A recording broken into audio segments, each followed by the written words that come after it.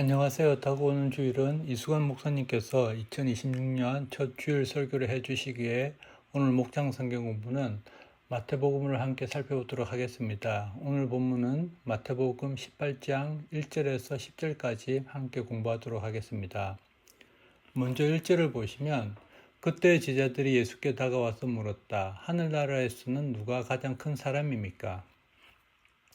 여기서 그때라는 것은 이전 장인 11장의 사건들을 의미합니다. 특별히 마태복음 17장 22절 23절을 보시면 마태복음 17장 22절 23절을 보시면 제자들이 갈릴리에 모여 있을 때 예수께서 그들에게 말씀하셨다. 인자가 곧 사람들의 손에 넘겨갈 것이다. 사람들은 그를 죽일 것이다. 그런데 그는 사흘째 되는 날에 살아날 것이다. 그렇게 말씀하시니 그들은 몹시 슬퍼하였다. 즉 그때라는 것은 예수님께서 자신의 고난과 죽음과 부활에 관하여 이야기하신 때입니다. 그런데 제자들은 본문에서 하늘나라에서 누가 가장 큰 사람입니까? 라고 묻고 있으면서 아직도 예수님의 사역에 대해서 이해하지 못하고 자신들 중 누가 더 큰 사람인가에 대해서만 관심을 가지고 있는 것을 볼 수 있습니다. 오늘 본문에서는 명확하게 설명되어 있지 않지만 병행 구절이 마가복음을 보시면 더 구체적인 그때 상황을 알 수 있습니다. 마가복음 9장 33절에서 34절을 보시면 마가복음 9장 33절에서 34절 그들은 가버나움으로 갔다. 예수께서 집안에 계실 때 제자들에게 물으셨다. 너희가 길에서 무슨 일로 다투었느냐? 제자들은 잠잠하였다. 그들은 길에서 누가 가장 큰 사람이냐 하는 것으로 서로 다투었던 것이다. 즉 제자들은 예수님께서 자신의 고난에 대해서 말씀하실 때 제자들은 누가 더 큰 사람인가에 대해서 서로 다투었던 것을 알 수 있습니다. 다음 2절을 보시면 예수께서 어린이 하나를 곁으로 불러서 그들 가운데 세우시고 제자들이 서로 누가 더 큰가로 다투고 있을 때 예수님께서는 그 당시 별로 주목을 받을 수 없었던 존재인 어린 아이 한 명을 불러서 제자들 가운데 교훈을 삼기 위해서 세우십니다. 다음 3절을 보시면 말씀하셨다. 내가 진정으로 너에게 말한다. 너희가 돌이켜서 어린이들과 같이 되지 않으면 절대로 하늘나라에 들어가지 못할 것이다. 첫 번째 질문입니다. 예수님께서 제자들에게 절대로 하늘나라에 들어가지 못한다라고 말씀하시면서 하늘나라에 들어가기 위한 두 가지 조건을 말씀하십니다. 그것은 무엇입니까? 본문에서 예수님께서 말씀하십니다. 내가 진정으로 너에게 말한다라고 예수님께서 말하실 때에는 그 위에 놓는 말씀이 아주 중요하고 진실되기 때문에 이러한 표현을 자주 말씀하시곤 하셨습니다. 그 내용으로 제자들이 하늘나라로 들어가기 위해서는 첫 번째 너희가 돌이켰어. 그리고 두 번째 어린이들과 같아야 된다라고 말씀하십니다. 이것이 두 가지 조건입니다. 첫 번째 여기서 돌이켜서라는 것은 방향을 바꾸어서 돌아서라는 의미를 가지고 있어서 회개와 비슷한 의미를 갖고 있습니다. 예수님께서는 지금 제자들이 그들이 생각하는 것에서 근본적으로 마음과 생각을 바꾸라고 말씀하고 계십니다. 그래서 사도 바울도 사도행전 3장 19절에 그러므로 여러분은 회개하고 돌아서서 죄 씻음을 받으십시오 라고 말씀하셨던 것과 같은 맥락을 가지고 있습니다.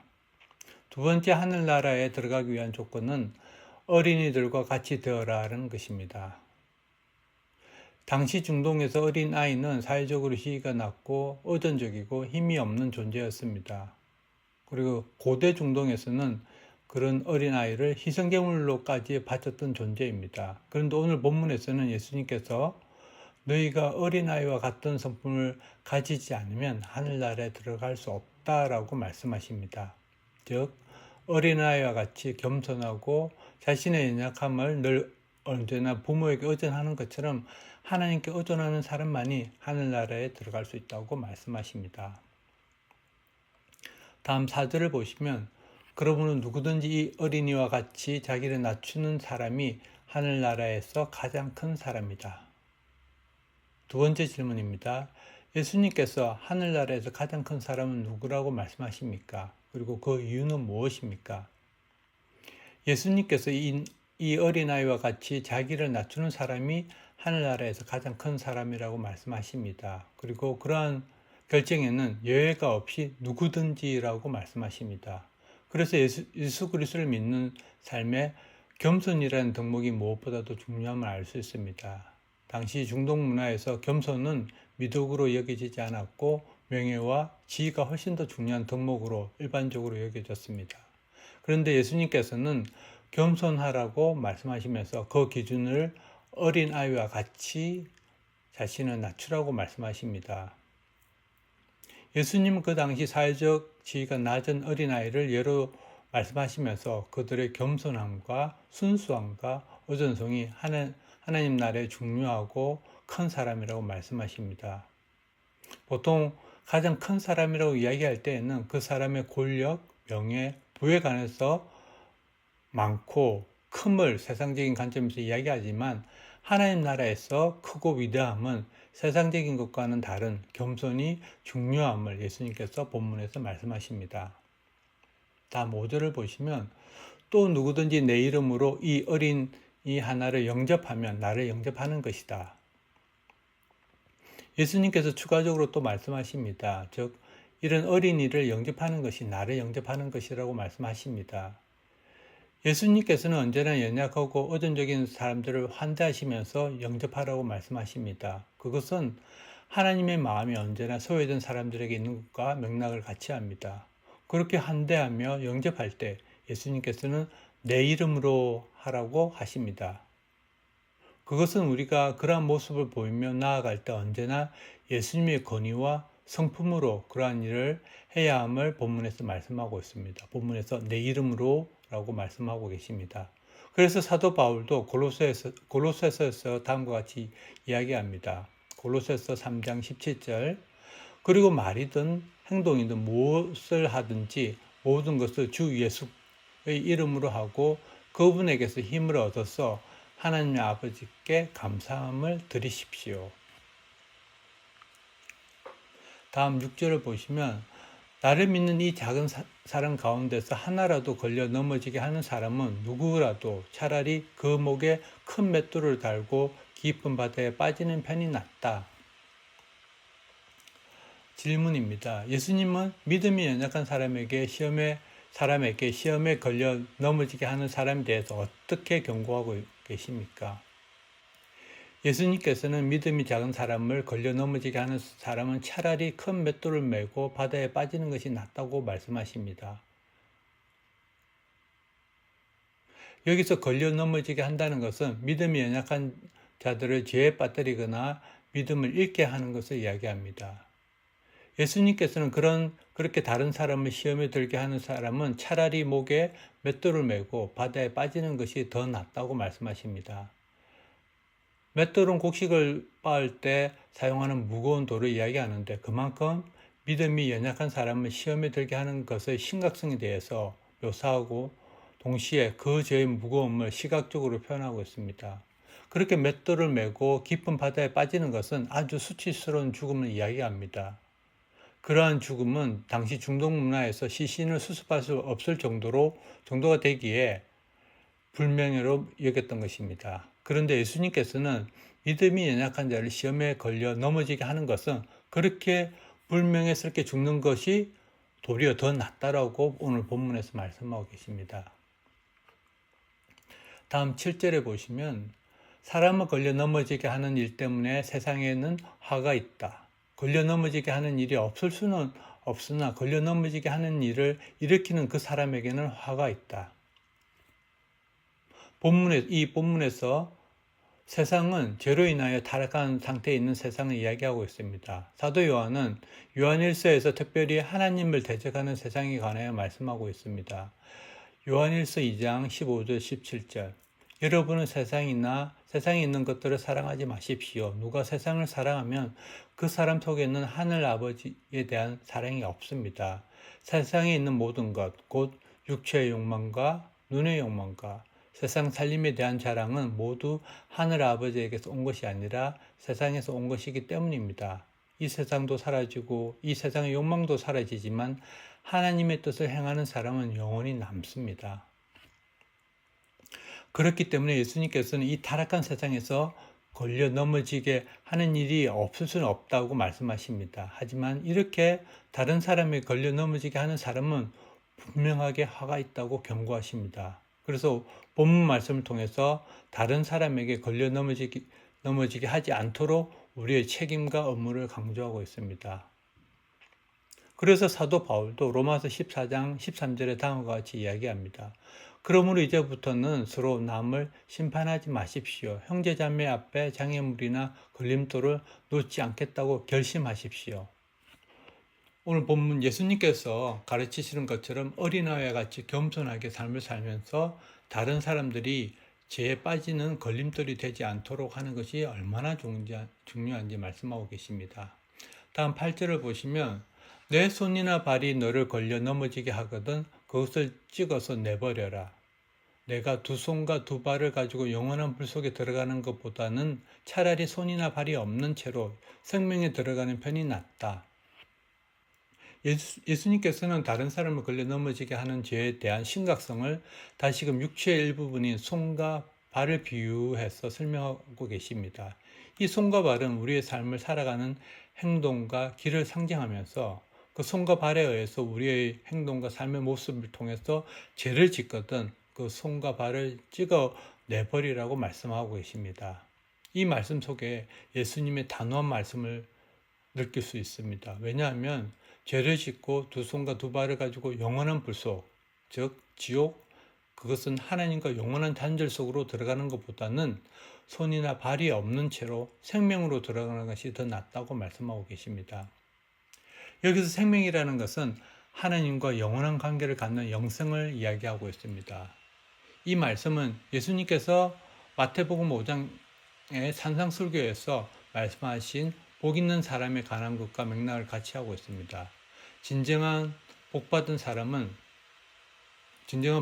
사람은 세상적인 축복이 아니라 마음이 가난하고 온유하며 자비하며 마음이 깨끗한 사람이 복 받는 사람이라고 말씀하고 계십니다. 특별히 마태복음 5장 11절 12절 보시면 너희가 나 때문에 모욕을 당하고 박해를 받고 터무니없는 말로 온갖 비난을 받으면 복이 있다. 너희는 기뻐하고 즐거워하여라. 하늘에서 받을 너희의 상이 크기 때문이다.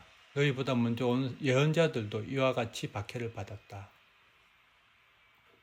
다음 구절을 보시면 내 눈이 너를 걸려 넘어지게 하거든 뼈버려라. 내가 두 눈을 가지고 불 붙은 지옥에 들어가는 것보다 차라리 한 눈으로 생명에 들어가는 편이 낫다. 예수님께서 8절에 손과 발을 예로 드신 것처럼 죄에 빠지지 않을 것에 대해서 말씀하셨는데 지금 9절에서 신체의 일부분인 눈을 예로 드시면서 걸림돌이 되지 않을 것에 대해서 말씀하고 계십니다. 이 부분은 이미 예수님께서 산상설교에서 말씀하셨던 마태복음 5장에서도 동일하게 표현되어 있는 말씀입니다.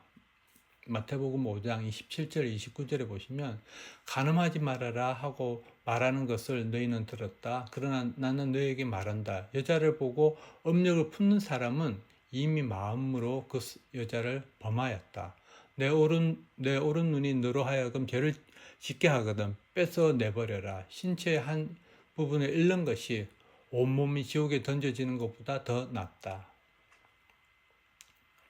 욕망과 정욕을 상징하는 눈으로 음욕을 품어서 영원한 지옥으로 가기보다는 눈을 잃어 신체적으로는 불완전하지만 영적으로는 온전하여져서 영원한 생명에 이르는 것이 더 낫다라고 예수님께서 가르치고 계십니다. 마지막 10절을 보시면 너희는 이 작은 사람 가운데서 한 사람이라도 업신여기지 않도록 조심하여라. 내가 너희에게 말한다. 하늘에서 그들의 천사들이 하늘에 계신 내 아버지의 얼굴을 늘 보고 있다. 마지막 질문입니다. 예수님께서는 아무리 작아 보이는 사람이라도 업신여기지 않도록 조심하라고 경고하십니다. 그 이유는 무엇입니까? 왜냐하면 하늘에서 그 작은 사람의 천사들이 하나님의 얼굴을 늘 보고 있기 때문이라고 예수님께서 말씀하십니다. 본문에서 작은 사람들은 본문에서 어린이를 가르치며 더 나아가 이 어린아이처럼 겸손하고 하나님께 순종적인 사람을 의미합니다. 당시 중동 문화에서 이와 같은 어린아이들은 쉽게 무시당하는 약한 계층에 포함되는데 예수님께서는 이런 사람들을 업신여기지 말라고 경고하십니다. 왜냐하면 이런 약한 사람들, 천사들이 하나님 곁에 있어서 늘 하나님의 얼굴을 보고 있기 때문이라고 말씀하십니다. 이 약한 계층의 천사들이 하나님 앞에서 무슨 이야기를 하겠습니까? 그 천사들은 이 약자의 보호자로 하나님께 늘 이야기하고 있습니다.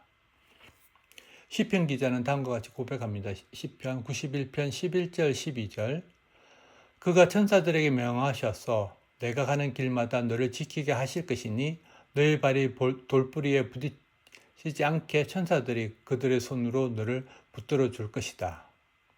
하나님께서 천사들에게 명령하셔서 그의 백성을 지키라고 돌뿌리에 부딪히지 않게 도와주라고 명령하십니다. 이렇게 하나님께서는 하나님의 백성을 보호하십니다. 특별히 이 세상 가운데 약자들에게 천사를 통해서 보호하시며 또한 그 천사들은 늘 언제나 하나님 앞에 얼굴을 맞대며 이야기하고 있다고 예수님께서 말씀하십니다. 오늘 목장 성경 공부는 예수님께서 자신이 받을 고난과 십자가의 죽으심 그리고 부활에 관해 말씀하실 때 제자들은 예수님의 그 말씀의 의미를 깨닫지 못하고 자신들 중에서 하나님 나라에서 누가 가장 큰 사람인가 대해서 다툼을 벌이고 있을 때 예수님께서는 어린아이를 데리고 와서 그 제자들 가운데 세우시면서 이 어린아이처럼 겸손하지 못하면 하나님 나라에 들어가지 못한다고, 그리고 이 어린아이처럼 겸손한 사람이 하나님 나라에서 가장 크다고 오늘 본문에 가르치고 계십니다. 그렇기 때문에 예수님을 믿는 작은 한 사람이라도 실족시키지 말아야 된다고 오늘 본문에서 말씀하고 계십니다. 오늘 목장 성경문은 여기까지입니다. 하늘 복 많이 받으세요.